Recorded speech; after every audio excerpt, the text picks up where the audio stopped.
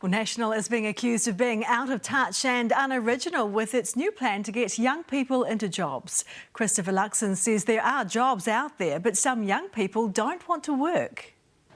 The number of people on a job seeker benefit is down, but still higher than when Labor took office. Have young people on the job seeker benefit been given a free ride? Absolutely not. And I think any suggestion of that does a disservice to our young people. But Christopher Luxon says his job seeker policy shake-up shows they actually care more about the unemployed. They would assign job coaches to those on a job seeker benefit for more than 3 months and offer $1,000 to those who get off and stay off the benefit for a year. For those who don't toe the line, yes, then there will be sanctions. Karen Patty's been a beneficiary advocate for 14 years. The only outcome from sanctions is either crime or hungry people. National's got unemployed under 25s in its sights. 13,000 have been on a benefit for more than a year, but that includes 5,500 receiving it for health or disability reasons. Well, for more on this, I'm joined by Emmeline Pickering-Martin from E Tepu Eria Whānau Services. Kia ora, Emmeline. Thanks so much for coming in and talking to us. You, of course, do a lot of work with young people. What did you make of National's plan?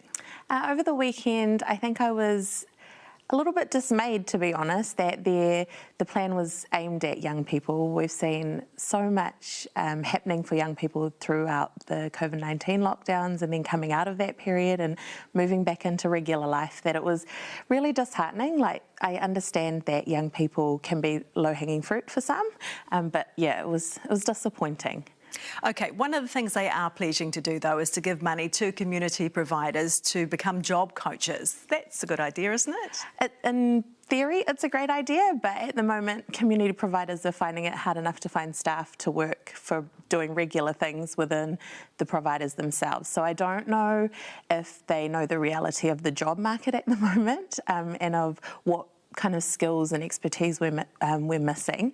And I also know that we currently have kind of job coaches happening within the youth parent payment and the young parent payment as well. So that's already going on and it's not really working well. So what essentially is happening is you get assigned a youth coach when you receive the youth payment, and that coach also acts as your kind of mini case manager. So it's not really an ideal kind of situation where the person that you're meant to be kind of having some coaching from is also managing your money and how you spend it. Yeah, OK. So what do you think the real barriers are, in your experience, to young people getting into work? Yeah, I think the biggest barriers at the moment are financial and also mental well-being and kind of the pressures that our young people are facing from society in general. There's like a wider contextual issue that I think is missing when we're looking at young people's benefit sanctions or kind of sanctioning them for the things that are happening to them rather than their kind of choices, because it's not a choice to